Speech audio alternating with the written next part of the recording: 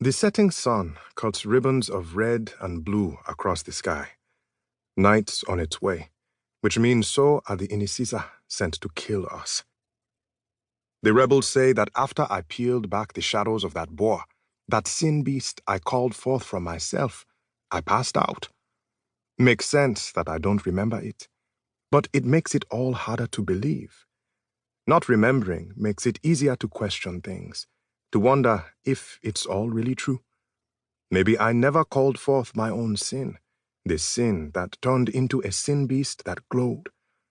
Maybe the battle at the palace was a dream. Maybe I could say the same for the Arashi that flew out of the sky and set the city of Kos, my city, on fire. Maybe I dreamed up Princess Karima's betrayal too, and bows. It's easy to wish things were different.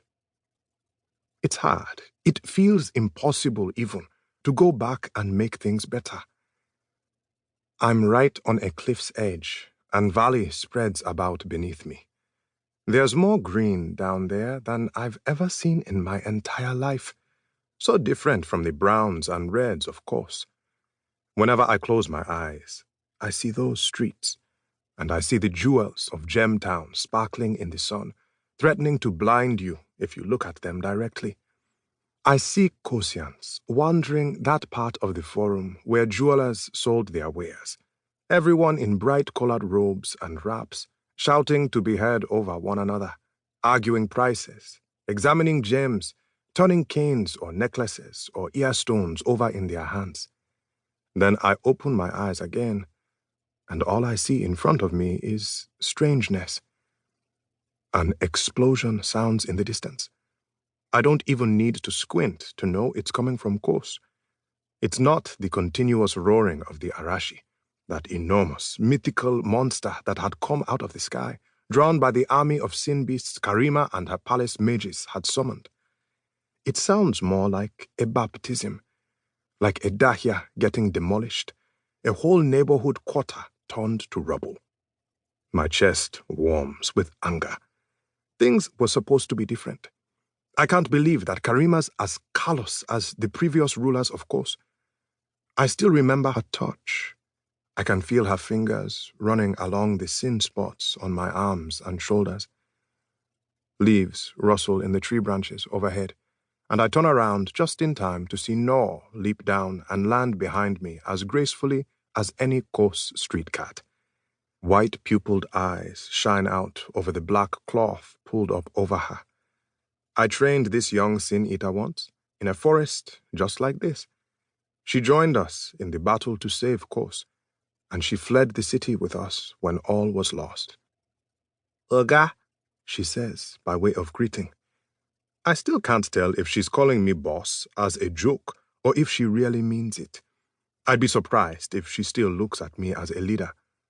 What's the news? No. I sit down by the ledge.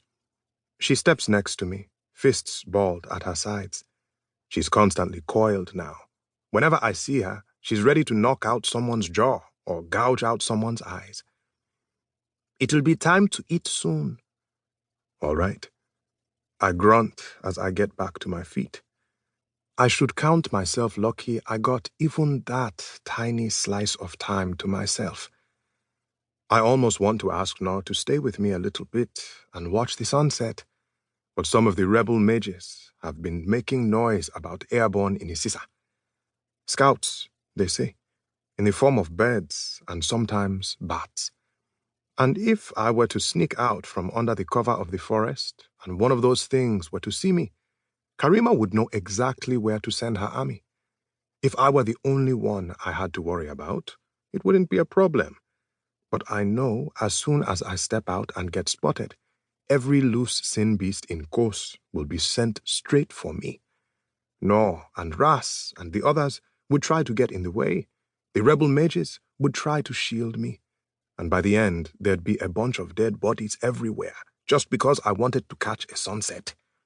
Under those circumstances, it seems like not being late for supper is the least I can do. No need to make everyone's job harder than it already is.